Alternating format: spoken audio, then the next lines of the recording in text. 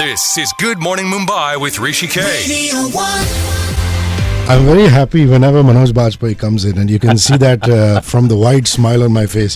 How are you, my dear friend? We really missed you during Satyamev Jayate. Oh, thank you very much. I actually missed the plant more than any one of you, because the plant is always there at the reception, and there is always a greed in my eyes to grab it. I mean, you always give one, but if I have my way, I'll take 2 or 3. Manoj, you can take the entire bunch. We'll order one specially for you.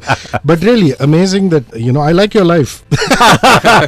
Coming off a pot boiler, right, where Milab Zaveri writes the kind of lines that he writes for you, not just in this one, by the way. मैं हटने वालों में से नहीं, हटाने वालों में से हूँ. And the shootout lines, yes, you go to almost not talking in Dipesh's film. Yes, no talking. I mean, whatever the little dialogues or small dialogues that I used to have, he used to come up with the improvisation of cutting them off completely. That was his improvisation on the paper.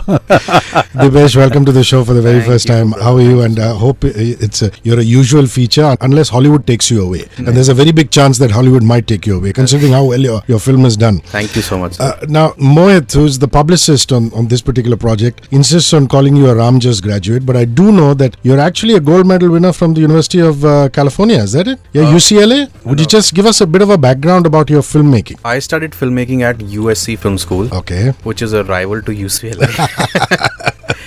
So I did my master's in film production there, 5 years of hard core film studying, film production, and I have no qualms in saying it's one of the best film schools in the world that had like Spielberg's and Robert Zemeckis's graduate. Great experience, great learning, and this film is a product of those hard work of those years. And I believe your student film also was very well received. Yeah, it was all over the map. When the festivals got a Directors Guild of America award, DGA, which kind of launched me in a small way in LA, where I got representation and then started working there. Lovely. So how does one get in touch with Manoj Bajpayee? As a member of the media, we're lucky. We get to see him during releases. But as an aspiring director, I mean, you're a debutant director. Yeah. Is it easy to get in touch with Manoj? Did your agent get in touch? Did you get in touch? How did that happen? So getting in touch with Manoj Bajpayee living in LA is bloody hard. It's not easy. When you write a script for him, 2 things I would say. You have to be bloody lucky to get him as an actor, because every day on set you see your script, your vision getting notched up. Like every day was like as we progressed shooting, it kept getting better and better and better, and he was already like the best. So I was like jumping in my seat. How do one get in touch with him? It took a long time to get a hold of him. A friend of mine actually, who I call the guardian angel of this project, she helped me connect with him. She's based out of Mumbai, but his casting was the last one to be done for the film, and we were really panicking because I wrote it for him. My producers kept saying, are you sure we are only 2 months away from production? You should give your script to other actors. We can't assume that these actors would also say yes. And what if Manoj reads and he says no? Then we are screwed. So, I think the stars lined up. He loved the script. Why was it so difficult to get in touch with you? Because you were in the middle of other projects? Was it Satyamev Jayate, other stuff that was keeping you busy? It's just that he didn't know anyone. As soon as he got one common friend to give me a call and let me know that her friend will be mailing me a script, and after that everything was so easy. It's just that luckily for those couple of days I was free. I didn't have any other script to read, and all the lot that my manager had sent it to me, I've finished it and I've given my answers to them. So there was nothing to read. As soon as I got his script, I sent it to my manager. I said, get me the printout immediately, and because I'm free, so I'll finish this script that I have just received. I started thinking that I'll read 20 page or 25 page, and then I'll go off to sleep. But I actually finished the entire thing, and immediately I got in touch with him and asked, inquired if he could come down to Mumbai and speak about the film in length, because otherwise it was not possible. Him sitting in LA, me in Bombay, and we are not used to emailing each other, and whole of Hollywood works on emails, which is which quite bizarre and quite unique for a person who is working in Hindi film industry. So he promised that he will be coming down very soon, and as soon as he was there in Bombay, we met up at my place and we had a long chat about the script and the character and how he was looking at it. I was trying to understand whether he will be able to really pull it off as a filmmaker. It was very much evident that he's a very good writer. It was there right on the paper, but I just wanted to know how he's going to pull it off as a filmmaker, it was 3-4 hours we sat on the script. We talked about each and every aspect of the character, and then we were on. It was that easy.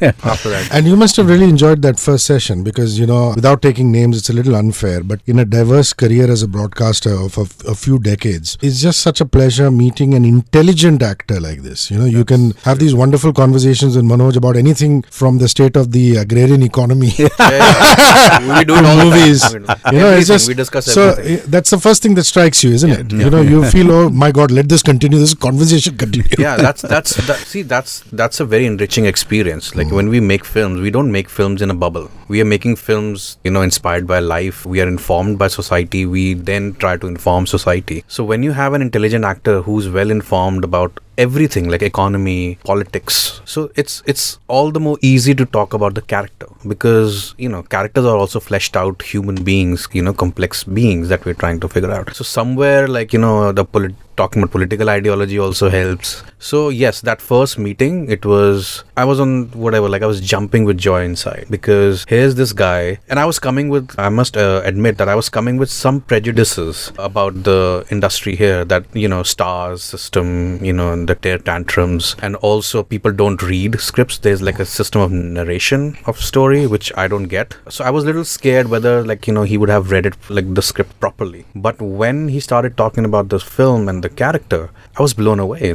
He was talking about nuances of character and events in the script that he was reading my mind. He read the soul of the script on the first read or a second or third read, whatever. So for me, it was a great revelation to meet an actor who knows how to read a script because it's a very different quality. This is one breed of directors who like conversations, like questions, like interaction. Again, without taking names, there is a director who told me once that an actor should be like a Fauji in the front line. He should not think too much. Right. We give them directions, just like a general says. Right. Banduk uthao, goli maro. Yeah. So actors should not think too much. Right. And you must have met both of them. You must have met people like Dipesh who say, let's think about the script. And also directors who turn around and say, listen, don't think too much. Just deliver the lines. Right. Do what you have to. See, Satyame, I wouldn't say Milap Zaveri is that kind of a director. He's a young director who... No, not Milap. I'm just saying generally. No, in the sense, the only person that I worked with, which is very similar to the definition that you were giving it to me. But Milap is somebody who is a young generation that lot believes in commercial cinema with no apology. And I have a whole lot of respect for them. I look for clarity. I don't. It takes my goat when people are confused. When people try to use the independent cinema as the ladder to reach the commercial cinema and commercial cinema actors. That takes my goat because it's somewhere there is no clarity with the Dipesh kind of people, or Devashish Makhija, or say Anurag Kashyap. These are the people who love to sit with their actors, who love to understand them, who love to read them, who love to read their conflicts and their personal miseries. These are the directors who would like to involve you, indulge you in a very healthy conversation where they like to read the mind of the actors and also share their vision. So I would love to be working with a director like Dipesh who would who want his actors to be on the same page as him when we go on the shoot, because after that all the questions are answered. Each and every question, major question, should be answered till we reach the set. After that, we are only working on enhancing the project. We are not there to quarrel with each other or question the basic plot or question the basic vision of the director or the interpretation of the actor. It's very, very important. And this is the generation. This is the generation which is helping an actor who's come into this industry 24 years back and who is willing to evolve all the time. It is very important for me to work with these directors. Now, this is a question which is directed to both of you, and I want your own take on it. You made a beautiful film. The whole world is raving about it. The little bit that I've seen of the trailer and, a patch that the Dubai Film Festival released, it gave me goosebumps. What do you do about the distribution of it? I'll give you a classic example. The great Farooq Sheikh Saab, God bless his soul. One of his last few interviews was with me. He had made a sweet little film called Listen Amaya. Yeah. And that was releasing in the same week as a massive film called David, which Bijoy Nambiar had made. And Bijoy is also a friend. But that film was backed by a large studio. Right. And Mr. Sheikh's film got a 9 a.m. showing. or a 9:30 a.m. showing. And I remember him telling me very clearly, he said, Barkhurdar, अगर आप अंदर जाएं और फिर उसको reject करें उस film को, मुझे कोई आपत्ति नहीं है, मुझे कुछ प्रॉब्लम नहीं है, but people are not even being allowed that opportunity, because the system is such that a big studio swarms all the screens. You're right. How are we tackling the distribution problem, Manoj, Dipesh? Dipesh is actually going through this exercise Right now. So right now, so I have been into this industry and try to learn the tricks of the trade, try to understand the distribution, the exhibition system. But he's the new one, and I would like him to really tell you all the exercise and all the revolution that he's gone through and he's just had, and he's still going through it. Actually, he's apart from giving interviews, he's only sitting on deals and sitting on the number of shows So and the timing make of the the shows. film twice. Yeah, Once yeah. when you make it, once release it. No, I mean, this is the reality that the films don't get good shows. And as I say, that's a final battle for an independent filmmaker to sit with the programmers. And for us, I would still like to say, if the distributors that we are working with, they are listening, that they have been really good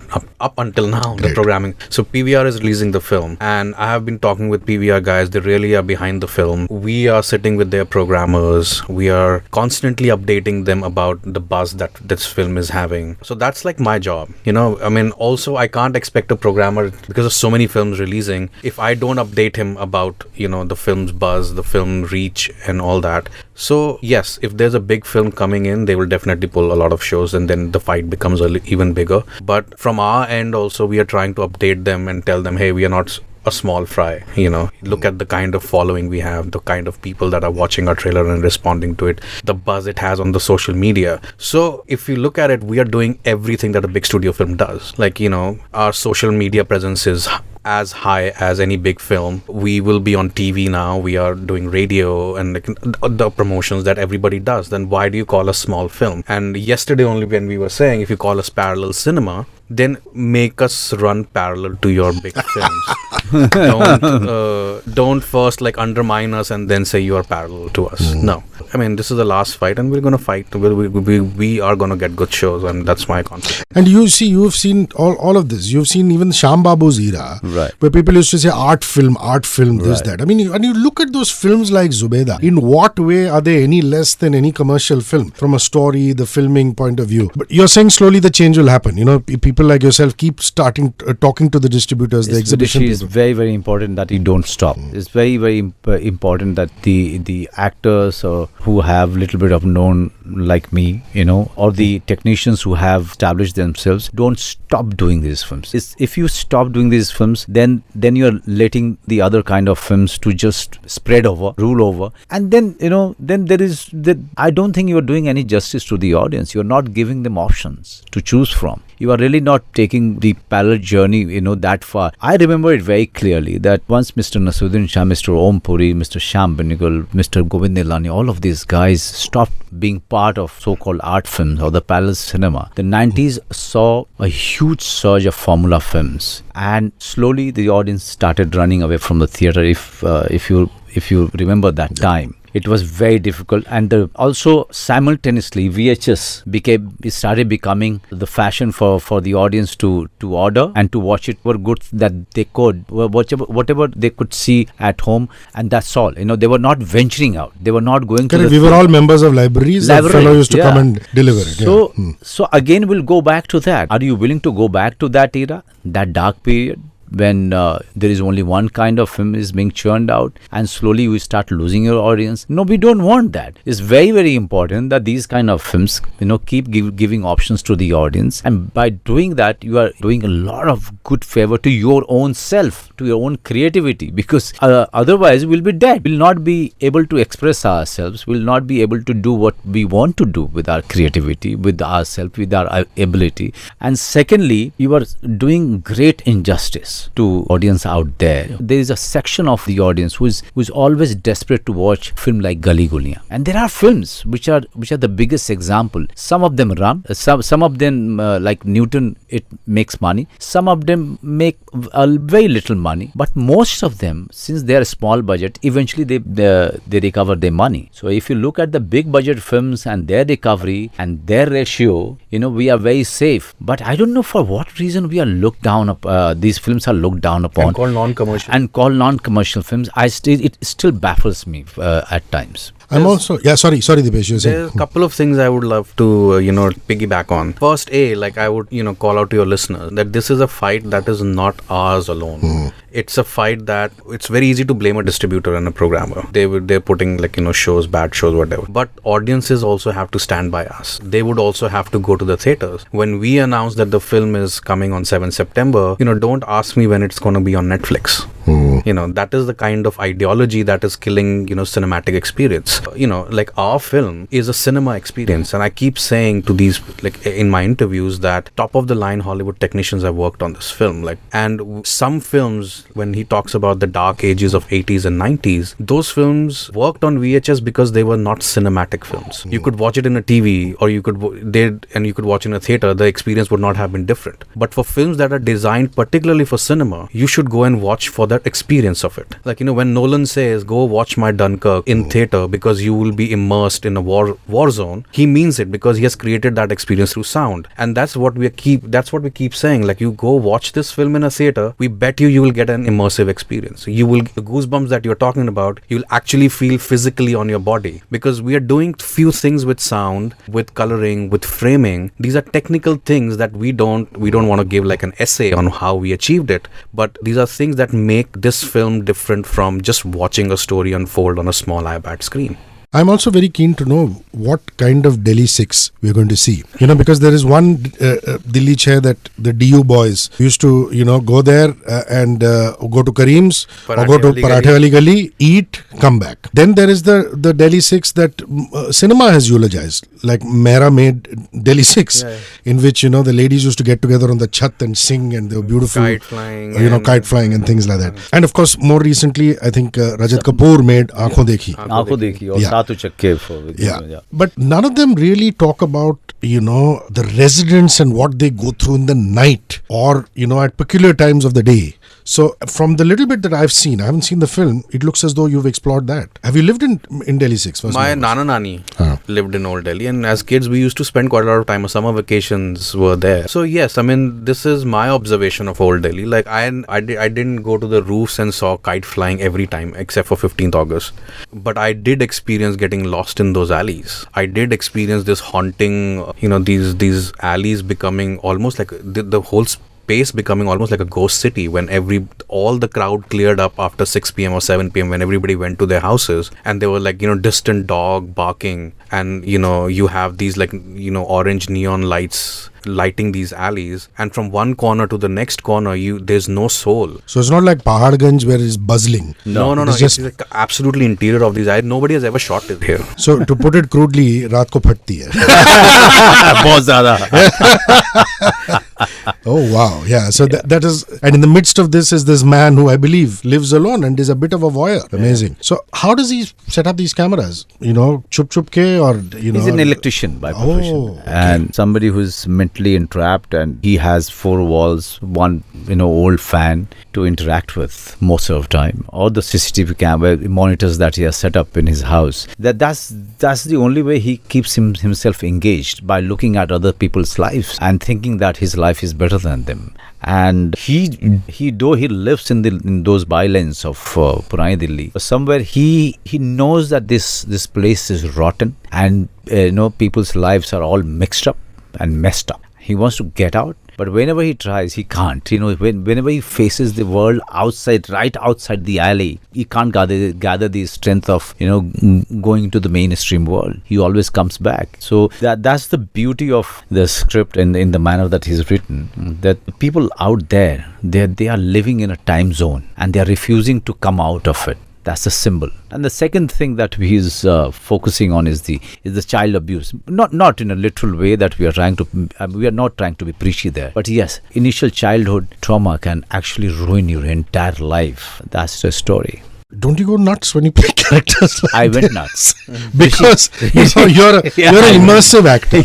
It's like I remember Hansal and him and Raj coming in during Aligarh, and Hansal was talking about how detailed he is and how immersive he gets as an actor.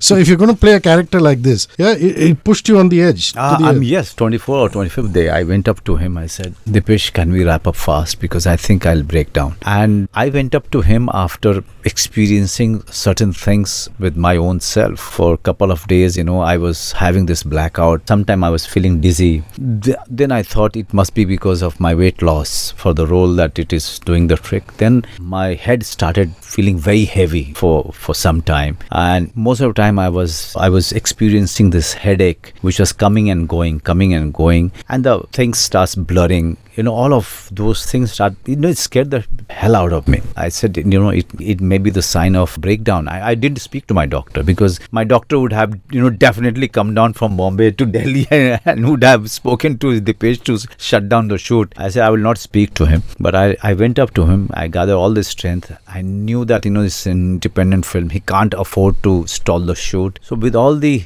strength that I gathered, I just blabbered. I said, Dipesh, let's wrap up soon, man. I think I'm going to break down. Wow. The first thing he said, inko cold drink pilao, pehle cold drink pilao. I thought you would have said, massage dilao saab ko or something like that. I was so panicked, man.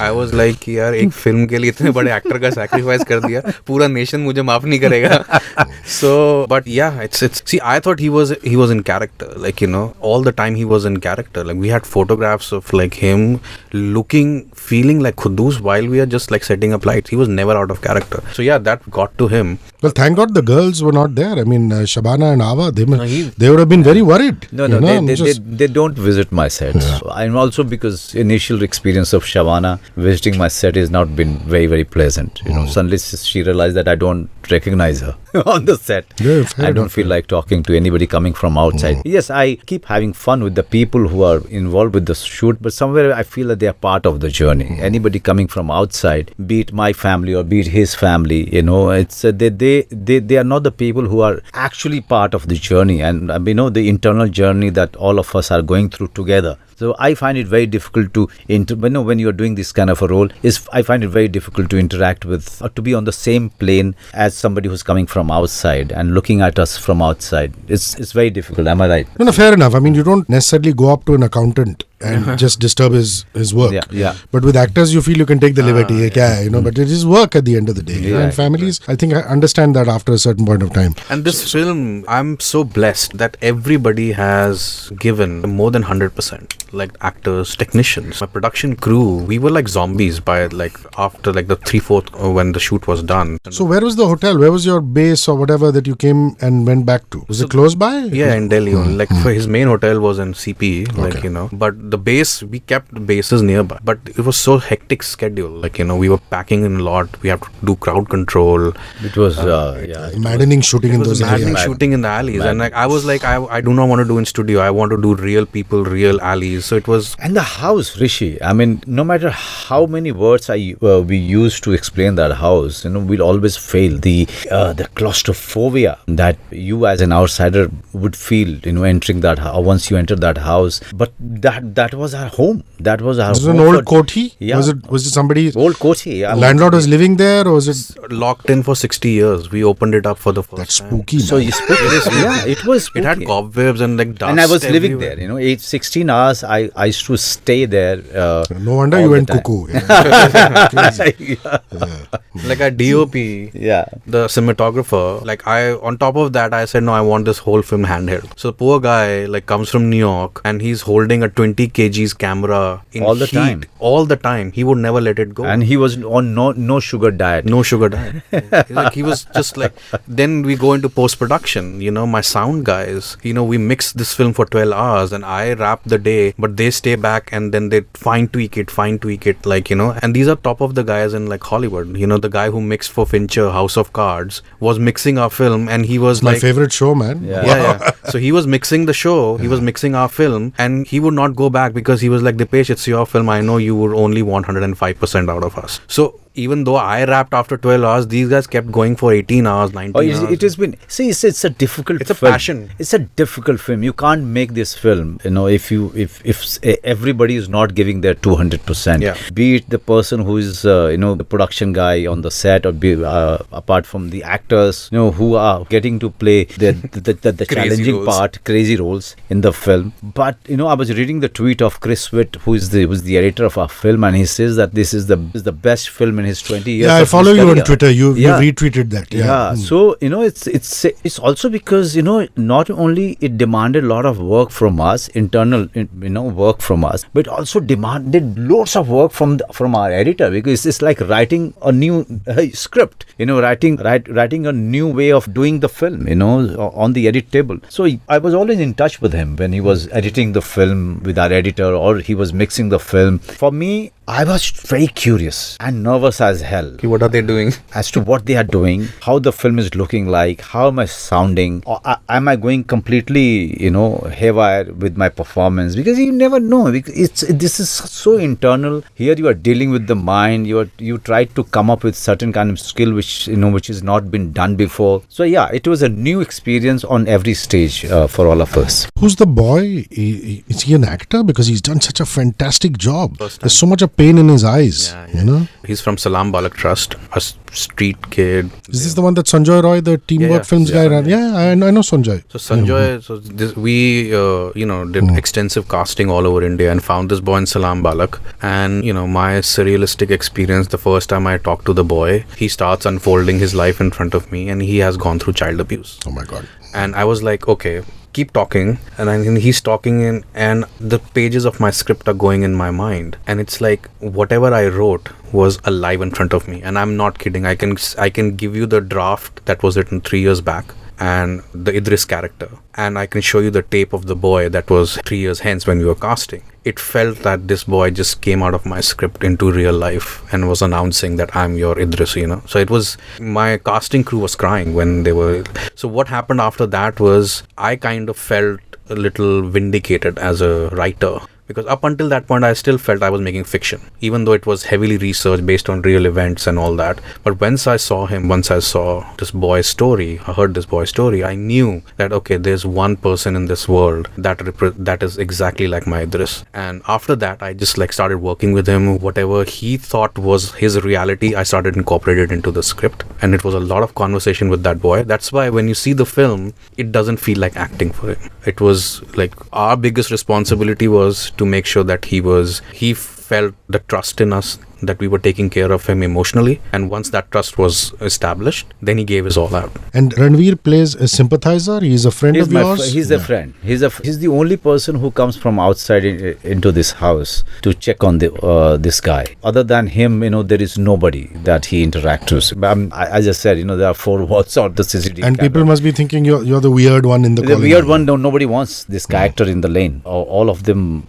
somehow praying that this guy will leave one day, and and the lane will be happier. But he wants to get out. But as I mentioned it earlier, that whenever he tries to get out of the alley, he fails all the time. He always withdraws back. And you'll know why in the film. You said that there was no other option but Manoj Bajpayee. Was there another option for Neeraj Kabi and Shahana, or were they decided very early on? Ranveer, so you're obviously a man who knows his mind. Well, I know my mind. Lovely. I'm a lucky guy, because the first conversation, I was in Germany. When I spoke with my casting director, he had read the script and he said, who's your A choice? And these guys were my A choice. And he was like, you're a first timer. These big actors don't come on one project. They've never worked together on one project. And I was like, why don't you start giving them scripts? So Neeraj was the first one to say yes. And the reason he said yes was, I imagined Neeraj because I loved his work in Ship of Theseus. And the way he played the Jain monk with such sensitivity. And I was like, okay, well, this guy can transform himself. What if from a Jain monk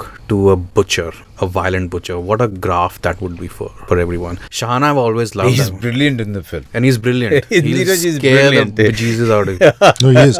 Because I remember seeing Dibakar's film, Byomkesh. Yeah. The film didn't do well, but he had that madness in his eyes, that cruelty in his eyes, which I thought was fantastic. Yeah. And he said yes because the role of the father is not black and white. It's so complex. That makes this whole problem of child abuse very, very complex. It's very easy if you have a father who's only beating the kid to say he's a bad guy. But what if a father also beats you and hugs you the next scene? Wow. So it becomes a little, it becomes confusing for the kid. How do I place this relationship? He's nice to my mom, but sometimes he's not. He beats me up, but sometimes he hugs me. So that when you're growing up, you don't have that kind of clarity in your head. That really confuses. How do you place this relationship? That's what I wanted, and that's what Neeraj loved about the character. That there's so many shades of grey in this character that people will start questioning. But he works so madly on the script. I was talking to him. He still remembers the lines which were written as instructions. He still remembers them. I said, Neeraj, are you mad? Do you still remember? He said, yeah, I remember.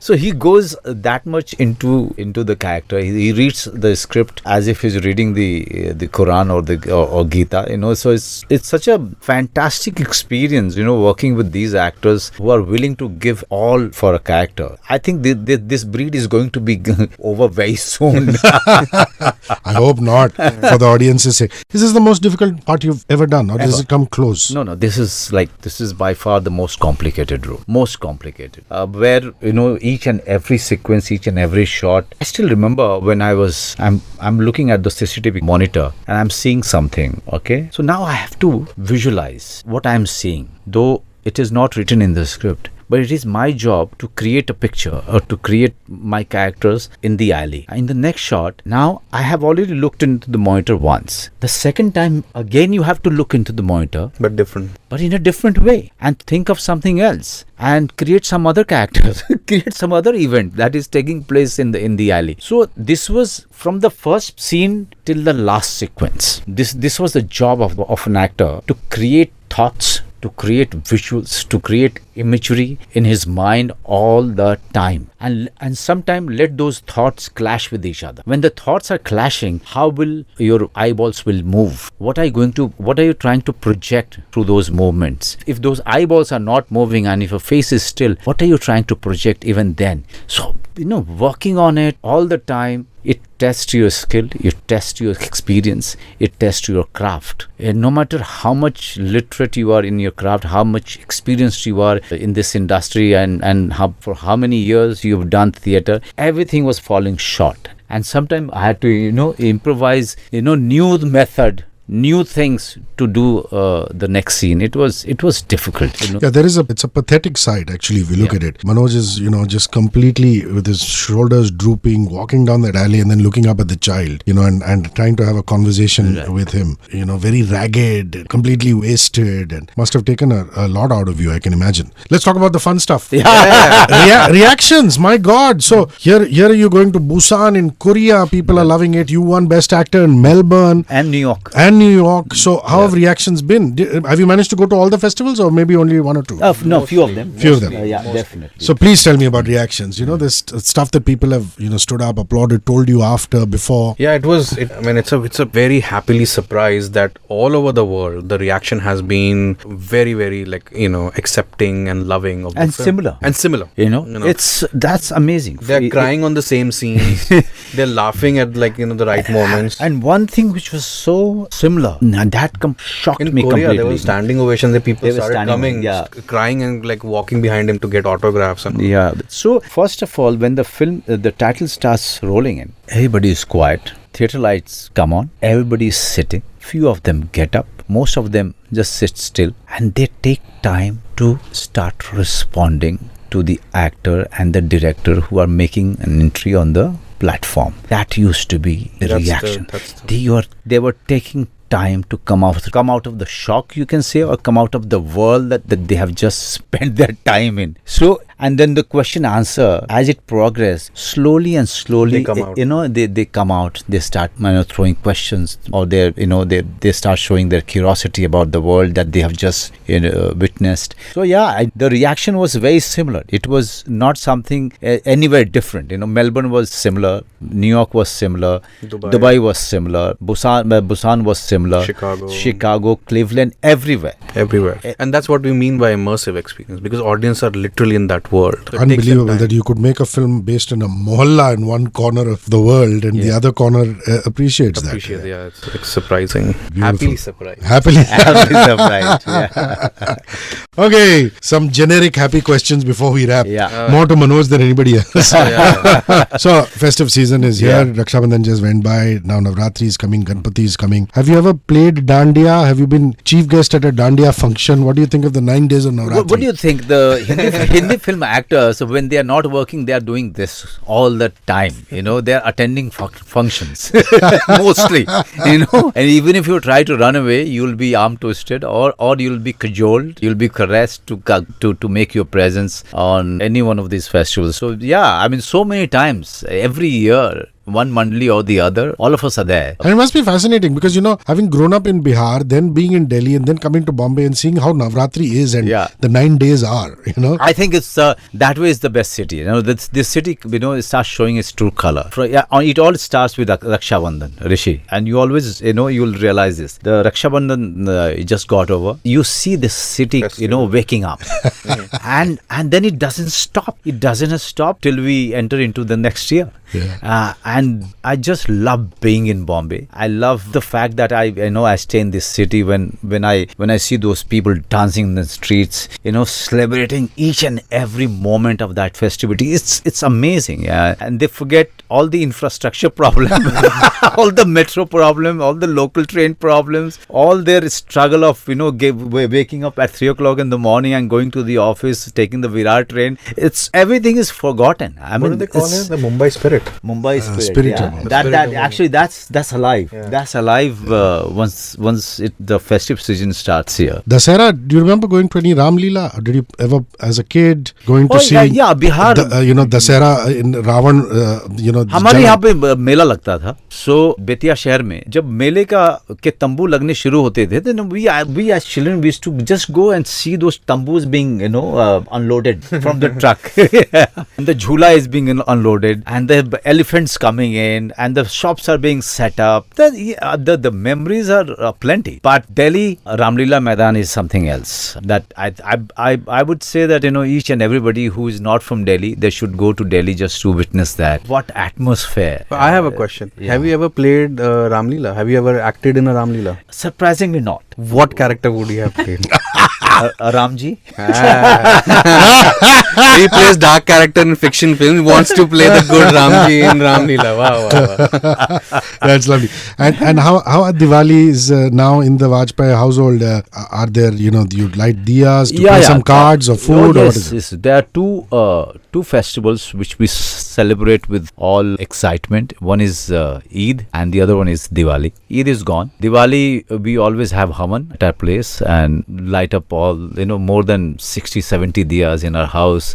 And me, my daughter, my family, my staff, everybody participates in puja. Everybody. It's essential that, from morning we are preparing for the puja. In the evening, each and every staff sits for the puja. And we do all our prayers, do the Havan. And after that, distribute mithai to all the building watchmen. And everybody knows what is going to come down, from the Bajpayee house. So yeah, it's lovely. It's an amazing. And few of the friends, if they are free, for few Diwalis, Nawaz used to be quite a regular guest. Ravi Kishan. Never a dull moment. Never a dull moment with him. So whoever is free that night, they always visit and spend some time with us. This is more for the Radio 1 Calcutta listeners. Durga Puja, any memories of, have you been in Calcutta during Durga Puja or, in Bihar or in Delhi or Bombay where they celebrate? Kolkata? No. Never. I have never been to Kolkata in that Vijayadashmi period. But Bihar, again, the Mela. Mela used to be the best part of Dashera. For 10 days you are not having non-vegetarian and suddenly on Dashmi, you are the non-veg is being cooked and you are being taken. हम लोग tyre गाड़ी में जाते थे, बैलगाड़ी में. That's my memory. That the बैलगाड़ी used to be prepared and they used to put a tent for the ladies to sit inside and all the children were sitting inside going to the bazaar for to see Mela and doing all the shopping. Beautiful. Boring life. So I have seen all kind of Vijayadashmi festival. What is it that you most look forward to buying during festivals? Do you buy a new joda kapda for everybody in the family or is it just mithai? Nowadays all of these malls have taken away the excitement of buying clothes because most throughout the year you are buying clothes. H&M has great lot come in. So the family is already there. Buying the winter lot or the summer lot. At H&M or Zara, whatever brand that they prefer. Or if you are traveling abroad, they have so much of clothes anyway, to choose from. So I would say that the childhood memories are fantastic when, during Diwali or during Eid or during the Shahra, the father is actually trying very hard to get new clothes for everybody. So those are the memories that one cherish and will always cherish. You remember the first house you bought, and what is the defining memory of that house? Okay, the one I live in, actually. Defining memory that it has given me high BP. Because of EMIs. But I spoke to my father when I was going through this hell of paying off the money to the builder. Though the builder, this friend of mine, Vicky Oberoi, he's been very, very nice in giving me some time for me to pay back all the money which was due. But still, it was quite a lot. So I spoke to my father. I said, I'm going through hell in paying off my debt, paying off all the amount. He said कि हर आदमी अपना घर अपनी औकात से बड़ा ही लेता है. Nice. Yes. और हर आदमी को तकलीफ ही होती है अपने घर का पैसा चुकाने में. तो बेटा तुम चिंता मत करो, चुक जाएगा. What a wise man. What a wise man.